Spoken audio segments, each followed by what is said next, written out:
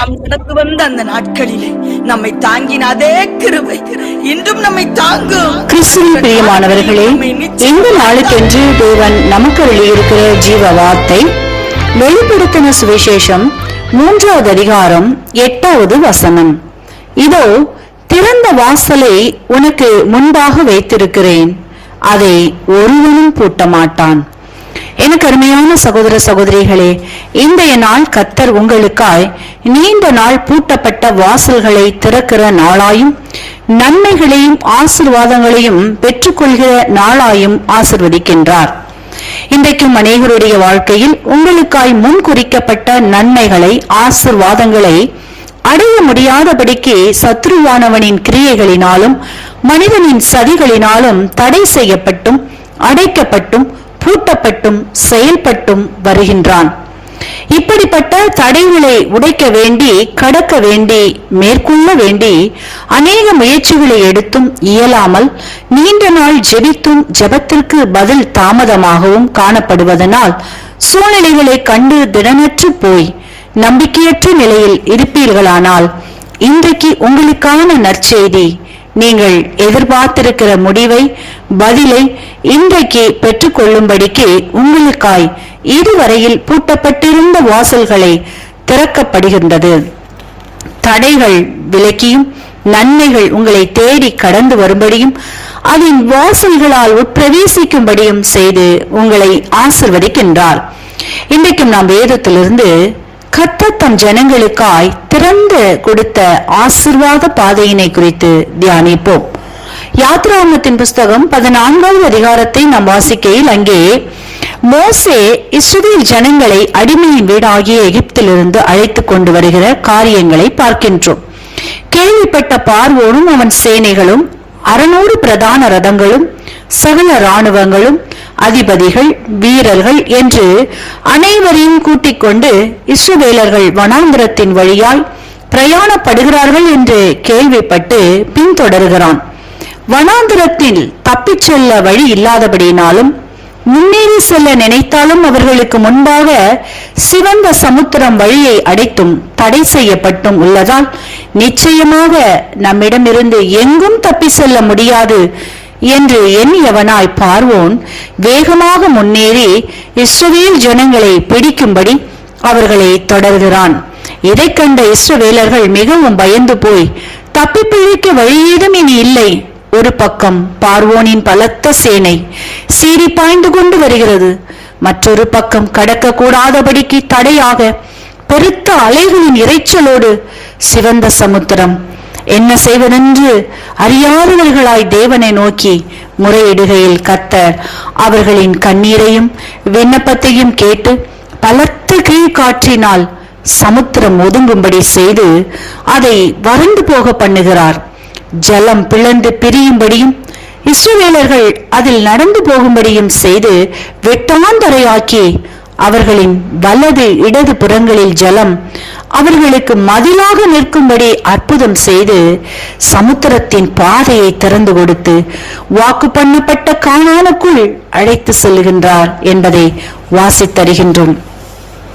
இன்றைக்கும் என கருமையானவர்களே, உங்களின் வாழ்க்கையிலும் கூட அனுதினமும் பார்வோனின் பலத்த சேனைகள் போன்ற பிரச்சனைகள் துரத்தி கொண்டும் அதன் ஊடாய் அநேக பாடுகள், துன்பங்கள், நஷ்டங்கள், இழப்புகள், பிரிவுகள், வியாதியின் கூறுகளின் பயங்கள் போன்ற பல சூழ்நிலைகள் உங்களின் வாழ்க்கையை வனாந்தரம் போலவும் எண்ணங்களில், சிந்தனைகளில், செயல்களில் எப்பொழுதும் குழப்பங்களும் இஸ்ரவேலர் எப்படி வனாந்தரத்தில் பார்வோனின் சேனையை கண்டு பயந்து அங்கலாய்த்து போனார்களோ அதை போலவும் சுய முயற்சியினாலும் பலத்தினாலும் எப்படியாகிலும் தடைகளை தாண்டி முன்னேறி சென்று விடலாம் என்று பல முறை முயற்சிகளை செய்தும் தோல்வியும் தடைகளும் செங்கடலை போன்று உங்களுக்கு முன்பாக காணப்படுகிறதே என்று விடாய்த்து போய் என்ன செய்வதென்று அறியாதவர்களாய் காணப்படுவீர்களானால் இன்றைக்கு கர்த்தரின் சத்தத்தை கேட்கிறவர்களாக மாறுங்கள்.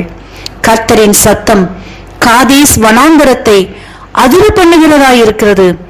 அவரின் சத்தத்திற்கு செவி கொடுக்கிறவர்களாக திரும்புங்கள். பலத்தினாலும் அல்ல, பராக்கிரமத்தினாலும் அல்ல, ஆவியினாலேயே ஆகும் என்ற வார்த்தையை விசுவாசியுங்கள்.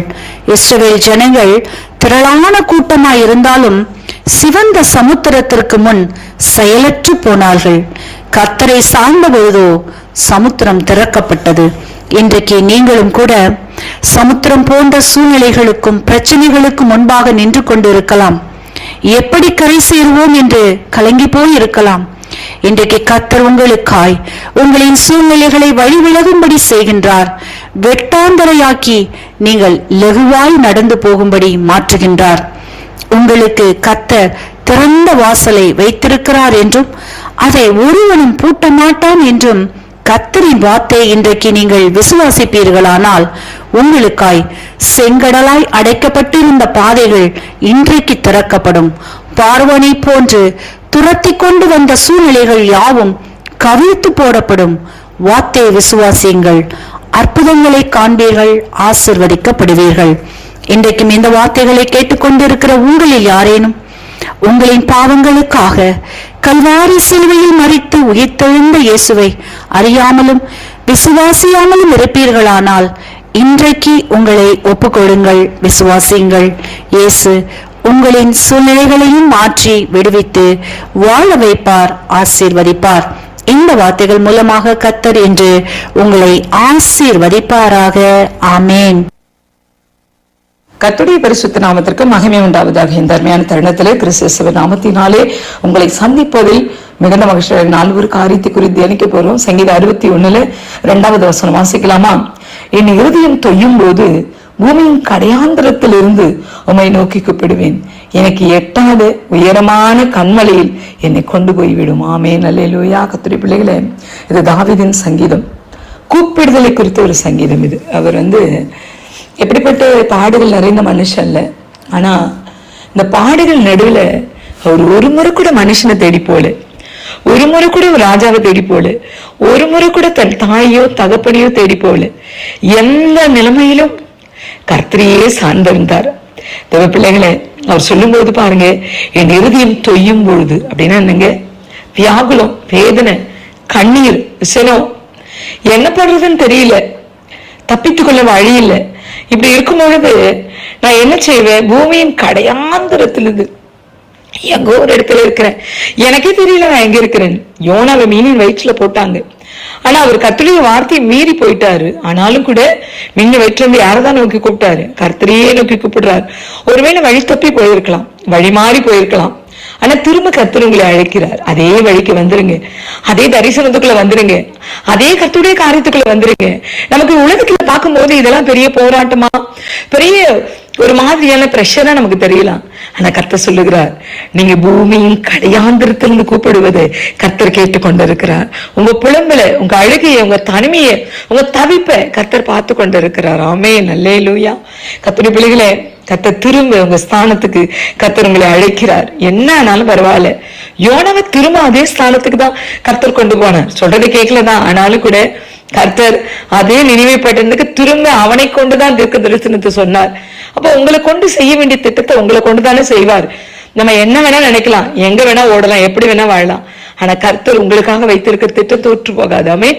அது மட்டும் இல்ல, உம்மை நோக்கி கூப்பிடுவேன், எனக்கு எட்டாத உயரமான கண்மலையில் என்னை கொண்டு போய் விடும். எனக்கு எட்டாது உயரமான கண்மலை இல்ல, அவர்தான் ஆண்டவராக இயேசு கிறிஸ்து. ஆமென். எனக்கு புரியாது, வேதத்தின் ரகசியம் புரியாது, அவர் திட்ட தீர்மானங்கள் தெரியாது, என்னை குறித்து வைத்திருக்கிற பெரிய தீர்மானங்கள் இப்ப எனக்கு தெரியாது. தாவீது சொல்றாரு, என்னை கொண்டு போய் அங்க வச்சிருங்க. ஆமென். கர்த்தருடைய பிள்ளைகளே, ஒருவேளை அழுதுகிட்டு இருக்கலாம், நீங்க புலம்பிக்கிட்டு இருக்கலாம், தவச்சிட்டு இருக்கலாம். கர்த்தர் உங்களை பார்த்துதான் பேசுகிறார். உங்க இருதயம் தோய்ந்து போய் கிடக்கிறது, உங்களை பார்த்து கர்த்தர் பேசி கொண்டு இருக்கிறார். மகனே, மகளே, உன்னை குறித்து நான் வைத்திருக்க திட்ட பெருசு. இந்த பூமியில நீ பார்க்கிற பார்வையின் பிரகாரம் அது இல்லை, விசுவாச கண்களால் பார். ஆபிரகாம் விசுவாச கண்களால் பார்த்து நடந்தான்.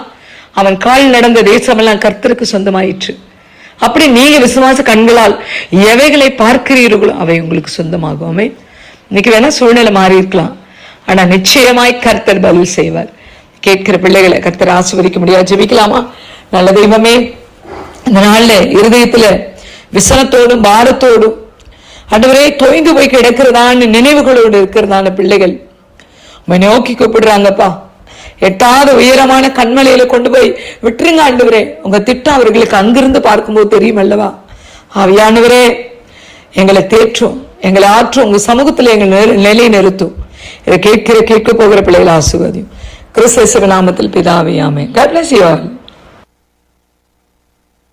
கிறிஸ்துவுக்குள் பிரியமான சங்கமம் தமிழ் கிறிஸ்தவ வானொலி நேயர்களுக்கு அன்பின் வாழ்த்துக்கள். இன்றைய மன்னா, அடையாளங்களாகவும் அற்புதங்களாகவும் இருக்கிறோம்.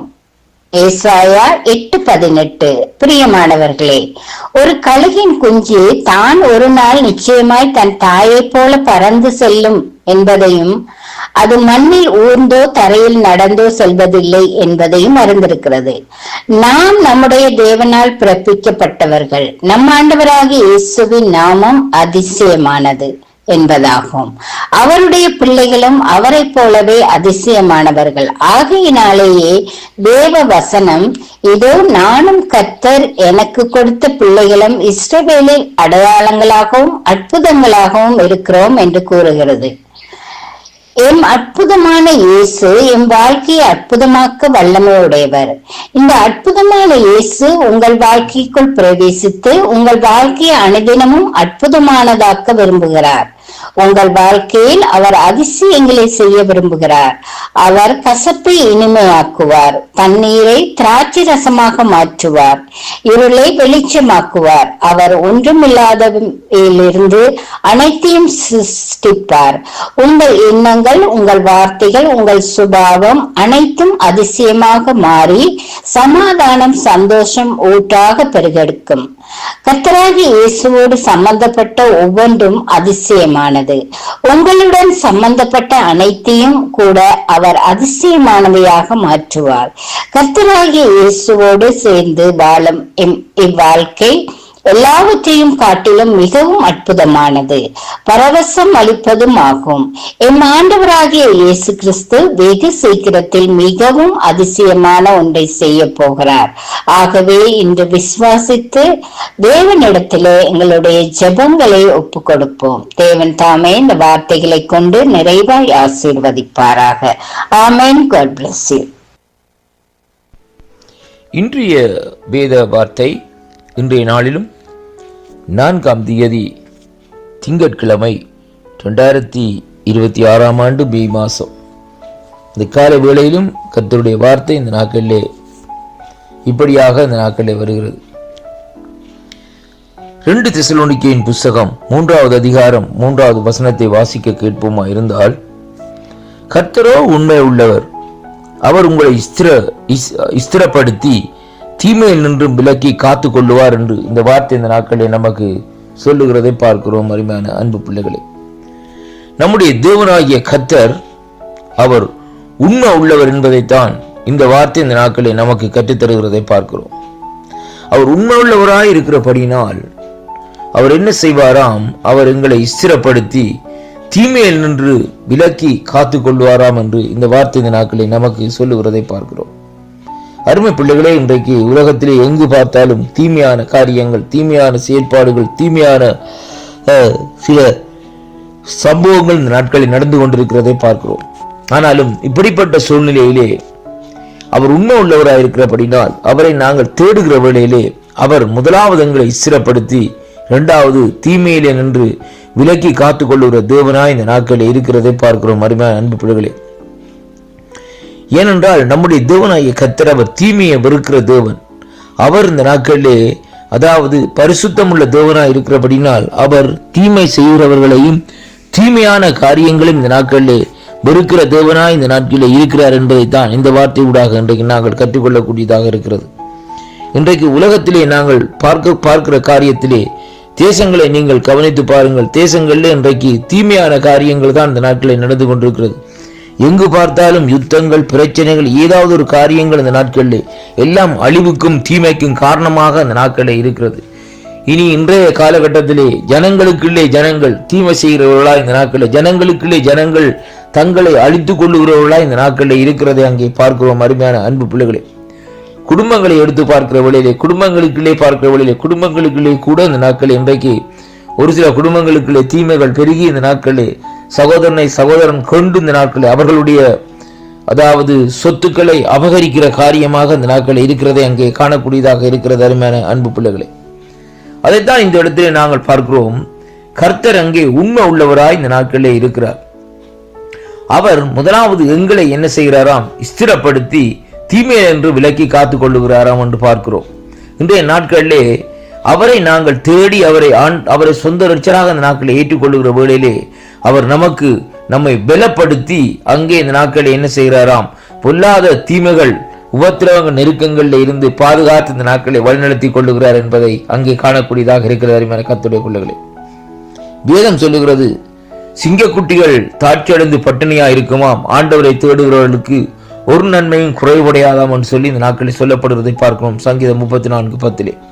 அப்படியானால் நம்முடைய தேவனாகிய கர்த்தர் இந்த நாட்களிலே நம்மையும் கூட இந்த நாட்களிலே பாருங்கள், அவர் உண்மை உள்ளவராக இருக்கிறபடினால் நம்மை இந்த நாட்களில் அவர் அங்கே ஸ்திரப்படுத்தும்படியாக வாஞ்சிக்கின்றார். அதனாலே தான் அவரை நாங்கள் சொந்த இரட்சகராக ஏற்றுக்கொள்வோமா இருந்தால் நாங்கள் அவருக்குள்ளே இந்த நாட்களில் ஸ்திரப்பட்டு பலப்பட்டு இந்த நாட்களிலே அவர் நம்மை தீமையில் நின்று காத்துக்கொள்ள அவர் வல்லவராக இருக்கிறார் என்பதை உணர்ந்து கொள்ளக்கூடியதாக இந்த நாட்களில் இருக்கும். அருமையான அன்பு பிள்ளைகளே, இந்த கடைசி நாட்களிலே தீமை பெருகியது நிமித்தம் உலகம் இந்த நாட்களிலே தீமையான வழியிலும் தீமையான செயல்பாட்டிலும் இந்த நாட்களில் நடந்து கொண்டிருக்கிறது. அப்படியானால் இந்த உலகத்திலே இருந்து தேவன் இந்த நாட்களில் நம்மை பிரித்தெடுத்து நம்மை தீமையென்றும் விலக்கி இந்த நாட்களிலே காத்து கொள்ளுவார் என்பதை நாங்கள் இந்த வார்த்தை ஊடாக இன்றைக்கு நாங்கள் கற்றுக்கொள்ளக்கூடியதாக இருக்கு.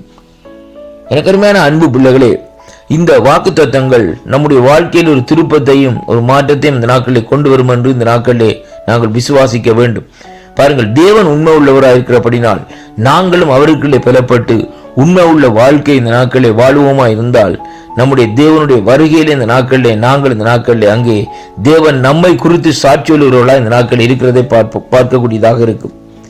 மோசையை குறித்து ஆண்டவர் சொல்லுகிறார், என்னுடைய வீட்டிலே அவன் எங்கும் உண்மையுள்ளவனாய் இந்த நாட்களில் இருந்தார் என்று சொல்லி இந்த நாட்களில் சொல்லப்படுகிறதை பார்க்கிறோம். அப்படியானால் அதே விதமாக நாங்களும் தேவனுக்கு பயந்து கர்த்தருக்கு இந்த நாட்களில் பயந்து நடக்கிற மனுஷர்களா இந்த நாட்களில் நடப்போமா இருந்தால் நாங்கள் தீமையை விட்டு விலகி இந்த நாட்களிலே தேவனுடைய சமூகத்திலே சேர்ந்து நடக்கிறவர்களா இந்த நாட்களில் இருப்போம். அதனாலே அன்பு பிள்ளைகளே, அங்கே நீங்கள் முதலாவது கர்த்தருக்கு பயப்படுகிற பயம் என்னதென்று அறிந்து கொள்ளுங்கள். அப்பொழுது நீங்கள் தீமையை விட்டு விலகி நடப்பதற்கு தேவன் உங்களுக்கு அங்கே உதவி செய்வார். கர்த்தர் தாமே இந்த வாக்குத்தத்தம் கூட உங்களை ஆசீர்வதிப்பாராக. ஆமேன், ஆமேன்.